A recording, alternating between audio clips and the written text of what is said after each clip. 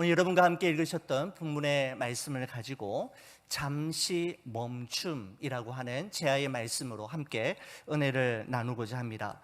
비행기를 타고 한국이나 다른 나라를 여행할 때 힘든 것 중에 하나가 시차에 적응하는 것입니다.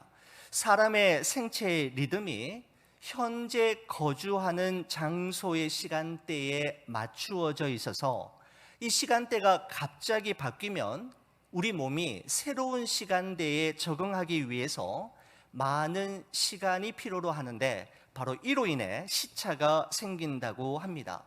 우리 크리스찬들이 하나님과 동행하는 삶을 살아감에 있어서 여전히 적응하기 힘들고 익숙해지지 않는 것들 중에 하나도 저는 하나님의 시간, 하나님의 타이밍에 시차 적응하는 것이라고 생각합니다.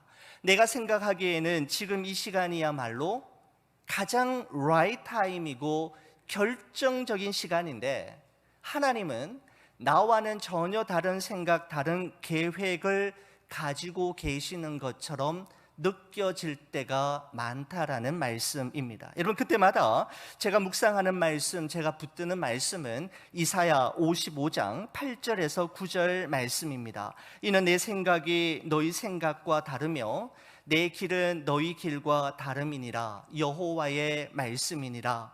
이는 하늘이 땅보다 높음같이 내 길은 너희의 길보다 높으며 내 생각은 너희의 생각보다 높음이니라 라는 말씀입니다. 여러분, 우리는 종종 하나님의 생각과 나의 생각이 서로 다르고 하나님이 인도하시는 길과 내가 원하는 길이 서로 일치하지 않아서 하나님을 불평하기도 하고 원망의 소리가 튀어나올 때가 있지만, 그러나 그럼에도 불구하고 우리가 조금만 더 깊이 생각해 본다면 하나님의 생각과 나의 생각, 그리고 하나님의 길과 나의 길이 서로 다르고 차이가 있다라는 사실이 얼마나 다행이고 감사한 일인지 모릅니다. 여러분, 솔직히 말해서 하나님이 우리 같으면 어떻게 되겠습니까?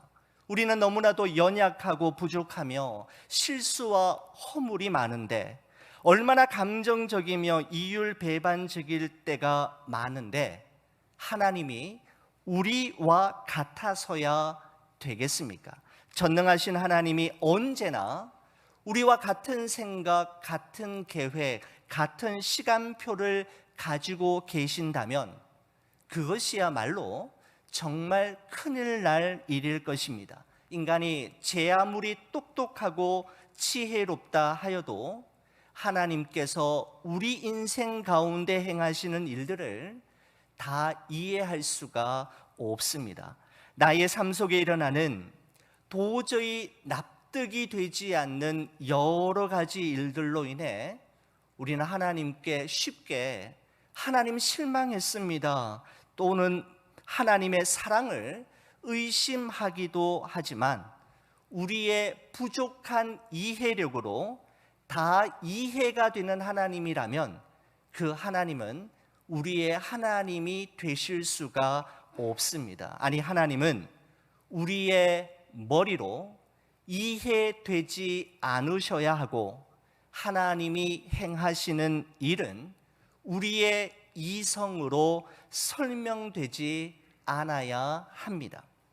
하나님의 초자연적인 기적으로 요단강 도하를 마친 여호수아와 이스라엘 백성들은 그 이후 이해할 수 없는 하나님의 명령을 받게 되는데, 오늘 여러분과 함께 나눌 말씀의 시대적 배경이 되는, 그 시간적 배경이 되는 말씀이 여호수아서 5장 1절에 이렇게 기록이 되어 있습니다. 여러분, 5장 1절의 말씀을 한번 보시기 바랍니다. 요단 서쪽에 아모리 사람의 모든 왕들과 해변의 가나안 사람의 모든 왕들이 여호와께서 요단 물을 이스라엘 자손들 앞에서 말리시고 우리를 건너게 하셨음을 듣고 마음이 녹았고 이스라엘 자손들 때문에 정신을 잃었더라 라고 말씀하고 있습니다. 하나님께서 요단강을 가르시고 그 요단강 안에 길을 내신 후에 200만 명이 넘는 이스라엘 백성들을 요단강을 무사히 건너게 하셨다라는 소식이 가나안 7족속들의 왕들과 백성들에게 전해지자 그들은 순식간에 두려움과 공포에 휩싸이게 되었고 그들의 마음이 녹아내리고 그들의 정신을 잃어버릴 정도가 되었다라고 성경은 말씀하고 있습니다. 여러분, 전쟁에서 승리하기 위해서는 무엇보다도 보유하고 있는 군사력이 중요하지요. 최첨단 무기와 전략과 전술도 중요하지만 그것 못지않게 빼놓을 수 없는 정말 중요한 것은 군인들의 사기이지 않습니까?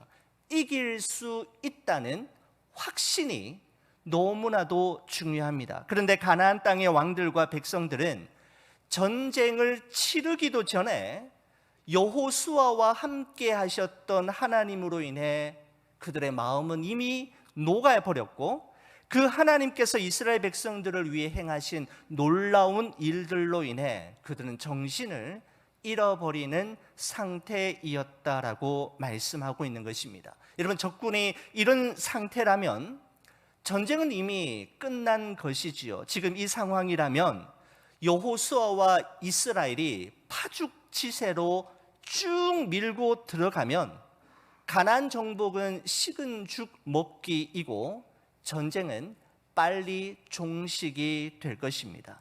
그런데 말입니다.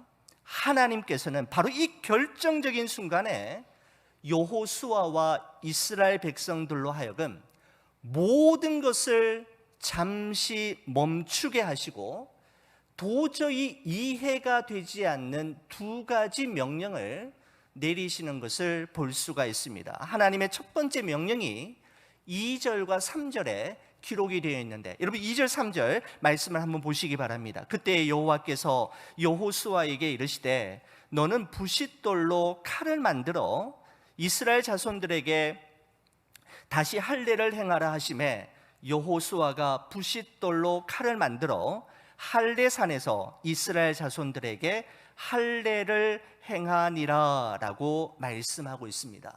지금 한시가 급한 골든타임에 하나님께서는 뜬금없이 할례를 행하라고 말씀하고 있는 것이죠. 여러분, 할례, circumcision은 이스라엘 백성들 중에서 남자의 생식기 끝에 포피를 잘라내므로써 이 사람은 하나님의 언약으로 맺어진 선택되고 구별된 백성임을 몸에 새기는 행위가 바로 그런 예식이 바로 할례이었습니다. 여러분, 하지만 이 결정적인 순간에 지금 전쟁을 수행해야 하는 남자들이 할례를 받는 것은 적군들 앞에서 무장 해제를 하는 것과 같은 것이며, 만약에 이와 같은 사실을 적들이 알게 된다면 당장에 쳐들어와서 할례로 인해 아무것도 할 수 없는 이스라엘 백성들을 죽일 것은 불보듯 뻔한 일, 위험천만한 일이었습니다. 그런데 왜 하나님께서는 이처럼 상식에 맞지 않는, 인간의 이해로 납득이 되지 않는 마치 자살 행위와도 같은 것을 지시하신 걸까요? 여기에는 아주 중요한 메시지가 담겨져 있습니다. 여호와 하나님께서 여호수아를 통해 할례를 명령하신 이유가 오늘 본문 4절에서 5절에 기록하고 있는데, 여러분 4절과 5절 말씀 여러분 한번 읽어주시기 바랍니다. 다 같이 보겠습니다. 시작. 여호수아가 할례를 시행한 까닭은 이것이니 모든 군사는 애굽에서 나온 후 광야길에서 죽었는데 그 나온 백성은 다 할례를 받았으나 다만 애굽에서 나온 후 광야길에서 난 자는 할례를 받지 못하였음이라 라고 말씀하고 있습니다.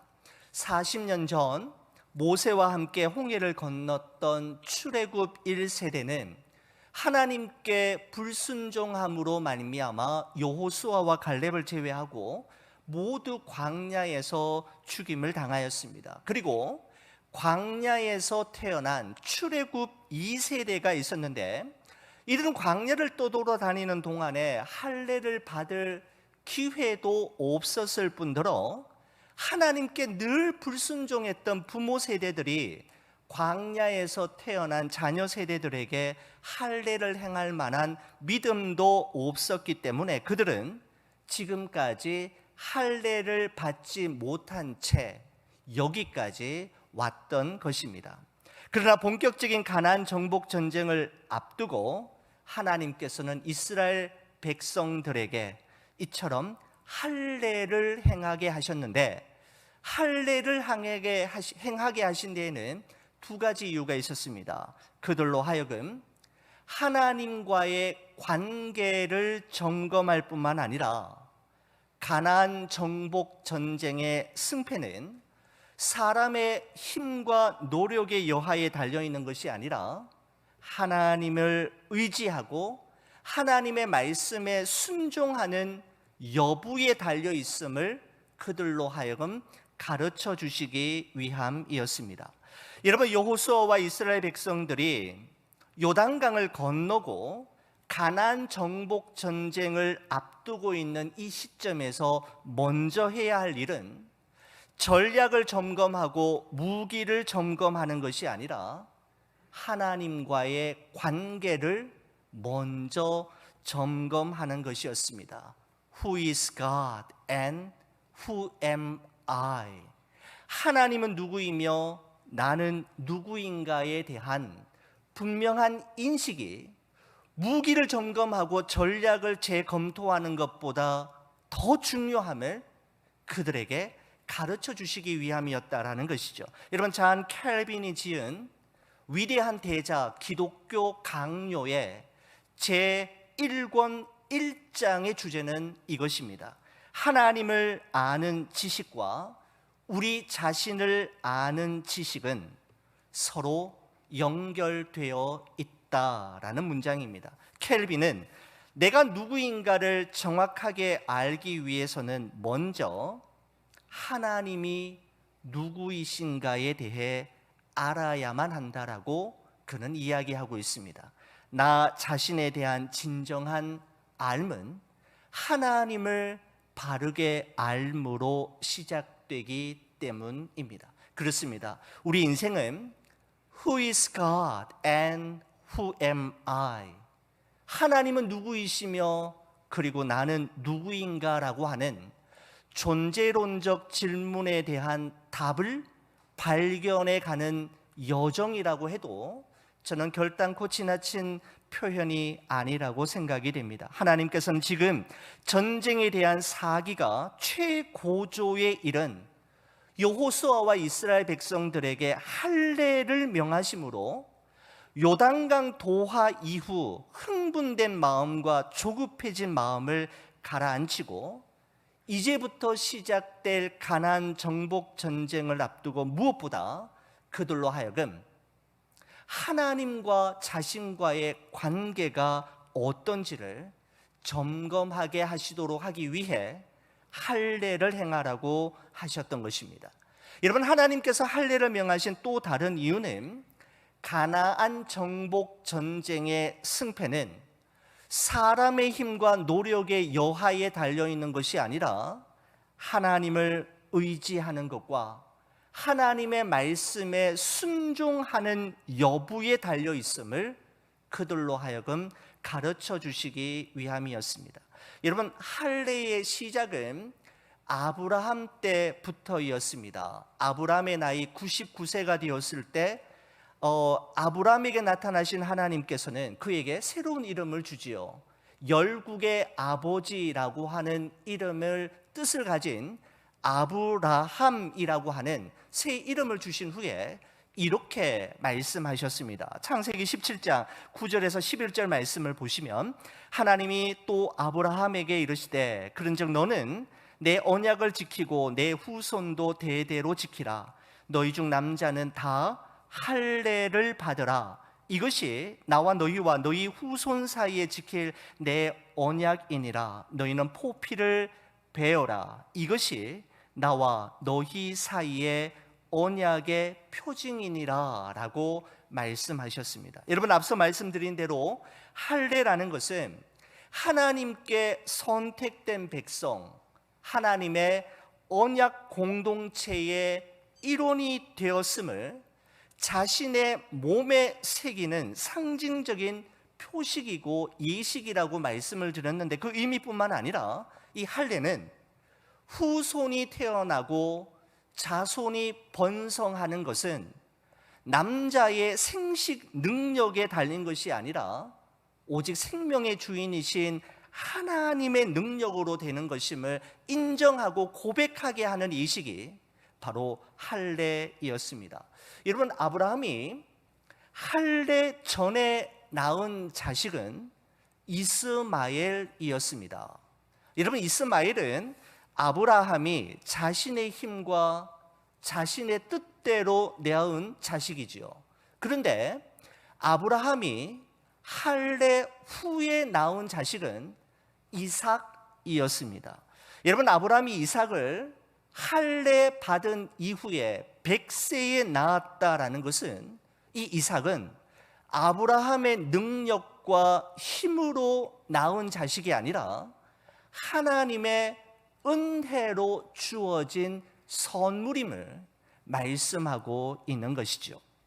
여러분, 요단강을 건넌 여호수아와 이스라엘 백성들이 지체하지 말고 가나안 땅을 향해 그냥 쭉 밀고 들어가면 그 가나안 땅을 식은 죽 먹기로 점령할 수 있는 이 중요한 시점에 하나님이 왜 이들을 한자리에 모아놓고 할례를 행하게 하심으로 전쟁 수행 능력을 상실하게 하신 걸까요? 이유는 아주 분명했습니다. 이 땅은 너희의 힘과 능력으로, 너희의 노력과 수고로 정복할 수 있는 땅이 아니라 오직 여호와 하나님을 의지하는 믿음과 그의 말씀에 순종함으로만 주어지는 땅임을 그들로 하여금 분명하게 각인시켜 주시기 위함이었습니다.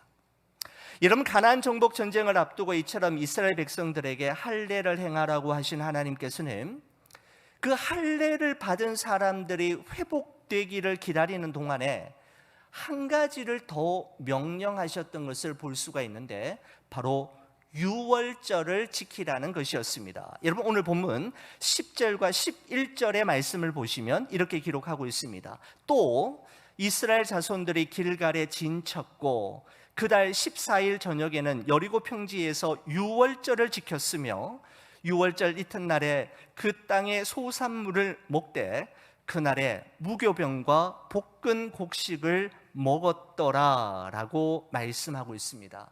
유월절, 패스오버는 이스라엘 백성들이 430년 애굽살이를 마치고 출애굽의 자유를 얻은 날을 기념하는 절기로서 유대인들의 정체성을 의미하는 너무나도 중요한 절기이었습니다. 여러분, 그렇다면 지금 하나님께서 여호수아와 이스라엘 백성들에게 할례를 행한 후에 왜 또 갑자기 유월절을 지키라고 말씀하신 걸까요? 그 이유가 도대체 무엇일까요? 그것은 광야 40년의 여정을 마치고 마침내 젖과 꿀이 흐르는 약속의 땅 가나안 땅에 들어가게 되는 것은 전적인 하나님의 은혜임을 기억하도록 하기 위함이었습니다.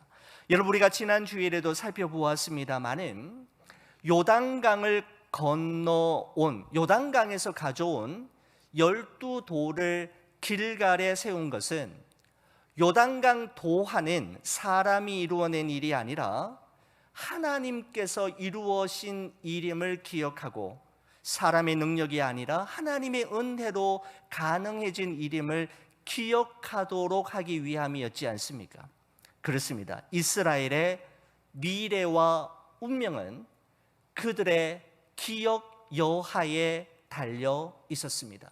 누구를 기억하고 무엇을 기억하느냐에 따라 그 가나안 땅의 주인공이 될 것인가, 아니면 그 가나안 땅에서 죽임을 당할 것인가가 결정이 되는 것이죠.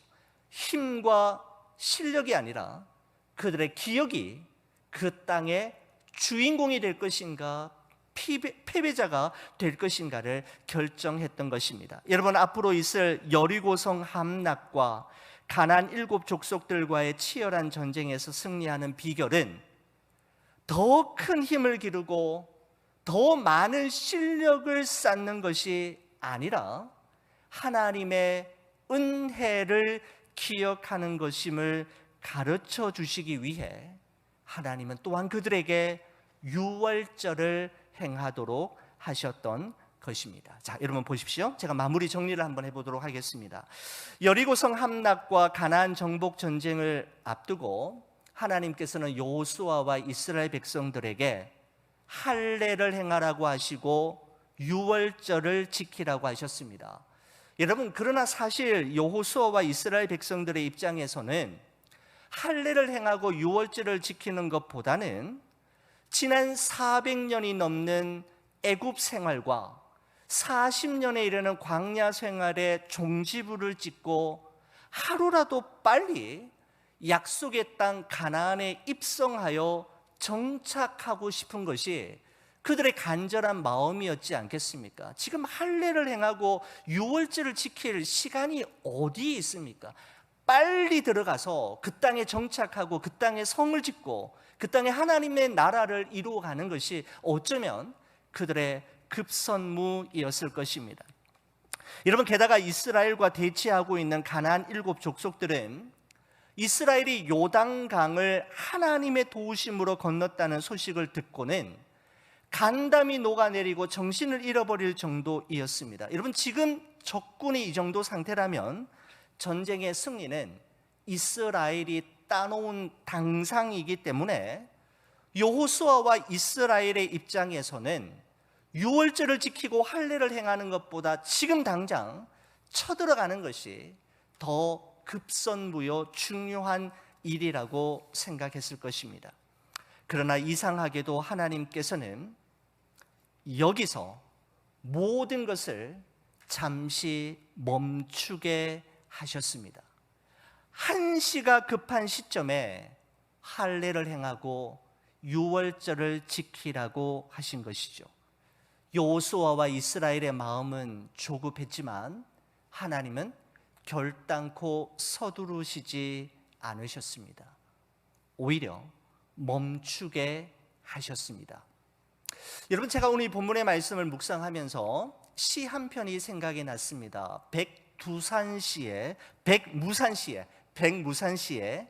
정지의 힘이라고 하는, 제가 소중히 아껴두고 있는 시 한 편이 생각이 났는데, 여러분, 이런 내용입니다. 기차를 세우는 힘, 그 힘으로 기차는 달린다. 시간을 멈추는 힘, 그 힘으로 우리는 미래로 간다. 무엇을 하지 않을 자유, 그로 인해 무엇을 해야 할 것인가를 안다. 무엇이 되지 않을 자유, 그 힘으로 나는 내가 된다. 세상을 멈추는 힘, 그 힘으로 우리는 달린다. 정지에 이르렀을 때 우리는 달리는 이유를 안다. 씨앗처럼 정지하라. 꽃은 멈춤의 힘으로 피어난다라고 하는 시입니다. 사랑하는 우리 교우 여러분, 정지할 때, 잠시 멈출 때 비로소 보이기 시작하는 것이 있고 그때야 들리기 시작하는 것이 있습니다. 하나님께서는 할례와 유월절을 통해 여호수아와 이스라엘 백성들의 질주 본능을 잠시 멈추게 하셨습니다. 그리고 그 잠시 멈춤을 통해 하나님은 누구이시며 나는 누구인가라고 하는 존재론적 질문에 대한 분명한 답을 얻게 하시고 그들에게 가나안 땅을 허락하신 이유와 가나안 정복 전쟁을 승리로 이끌 수 있는 비결이 무엇인지를 그들에게 가르쳐 주셨던 것입니다.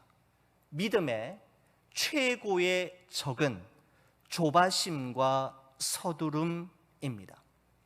사랑하는 우리 교우 여러분, 교회 이전을 앞두고 있는 우리에게도 어쩌면 잠시 멈춤의 시간, 숨 고르기의 시간이 필요한지 모르겠습니다. 분주함과 조바심의 마음을 가라앉히고 하나님 앞에 조용히 나아가 하나님께 묵상하고 지금 내가 하고 있는 일들과 내가 진행하고 있는 일들이 무슨 의미를 가지고 있는지를 생각하며 점검하는 것은 너무나도 가치 있는 일입니다. 하나님께서 새로운 라하브라 시대를 우리에게 허락하신 이유와 우리 교회와 우리 성도들을 통해 하나님이 진정 원하시는 것이 무엇인지를 구하는 잠시 멈춤의 시간, 숨 고르기의 시간은 우리 인생 여정 가운데 반드시 있어야만 하는 것이죠. 여러분, 하나님을 믿는다라는 것은 범사에 하나님의 때와 뜻이 있음을 믿는다라는 의미이고, 어떤 상황에서도 하나님을 끝까지 신뢰한다라는 의미입니다. 광야의 길을 내시고 사막의 강을 내시는 하나님을 믿고 신뢰하는 교회와 성도들에게 보여주실 이전보다 더 큰 하나님의 영광을 기대하며 주와 함께 믿음의 길을 끝까지 걸어가는 여러분과 저의 삶이 되기를 주의 이름으로 간절히 축원을 드립니다.